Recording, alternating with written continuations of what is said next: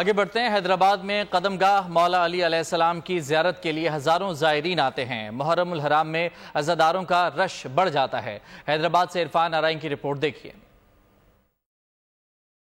ایام میں جتنے بھی زائرین ہیں اپنی منتیں لے کر آتے ہیں، مجلس اعزاء میں بھی آتے ہیں، اور جتنے بھی یہ عزادار ہیں یہ ایک حب سے آتے ہیں۔ 1795 سے لے کر اس ٹائم سے لے کے اب 2024 چل رہا ہے۔ یہ مجلس اعزاء ہر جمعے کو قدیم عزاداری ہوتی رہتی ہے، اس کے حساب سے مومنین آتے رہتے ہیں خدا کے فضل سے۔ قدم گاہ مولا علی علیہ السلام عراق سے ایران کے بادشاہ کو گفٹ ہوا تھا۔ امیر جب ایران کے بادشاہ کے پاس ایک ملنے گئے تو ایک ان کو نایاب تحفہ دیا گیا جس میں قدم گاہ مولا علی گفٹ کے طور پہ ملا۔ یہاں پر یہ کمپلیٹ مصلی ہے جہاں ہاتھوں کے نشان بھی ہیں، پیروں کے نشان بھی ہے، گھٹنوں کے نشان بھی ہے اور سجدے کا نشان بھی ہے۔